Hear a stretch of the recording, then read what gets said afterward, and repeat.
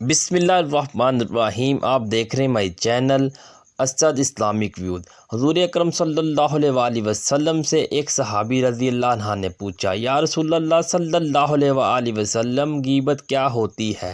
آپ صلی اللہ علیہ وآلہ وسلم نے فرمایا، اپنے بھائی کو اس کی غیر موجودگی میں ایسے انداز میں یاد کرنا جس کو وہ ناپسند کرتا ہو، یعنی اگر اس کو پتہ چلے کہ میرا ذکر اس مجلس میں اس طرح کیا گیا تو اس کو تکلیف پہنچے اور اس کو برا سمجھے تو یہ غیبت ہے۔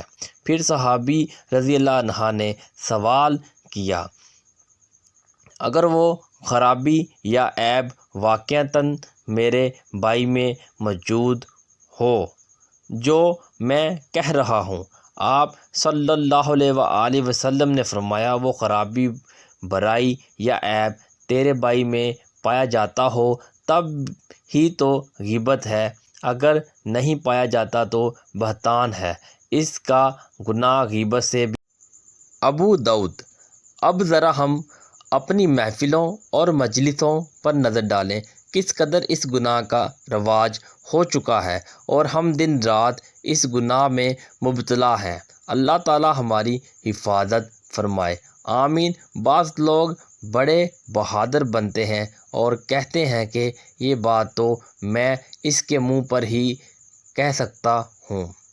بات اس کے منہ پر کہو یا نہ کہو، ہر حالت میں غیبت ہے اور گناہ کبیرہ ہے۔ غیبت کی تعریف سرکار دو عالم صلی اللہ علیہ وآلہ وسلم نے کر دی ہے۔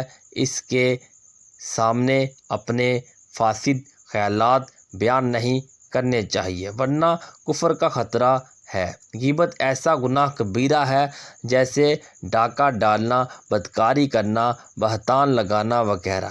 دوسری بات یہ کہ غیبت کا تعلق حقوق العباد سے ہے، اور حقوق العباد کا معاملہ یہ ہے کہ جب تک بندہ اس کو معاف نہ کرے اس وقت تک یہ معاف نہ ہوگا۔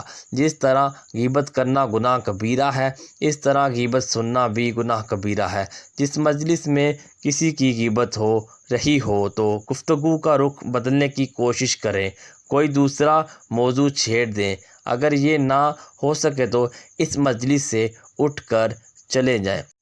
اللہ پاک ہم سب کو مندرجہ بالا سطور ٹھیک سے پڑھنے، سمجھنے اور اس پر عمل کرنے کی توفیق عطا فرمائے، آمین ثم آمین۔ اسد اسلامک ویوز ویڈیو کو شیئر لازمی کریں۔ آپ کو ہماری ویڈیو کیسی لگی ضرور بتائیے گا۔ تب تک کے لیے اللہ نگہبان۔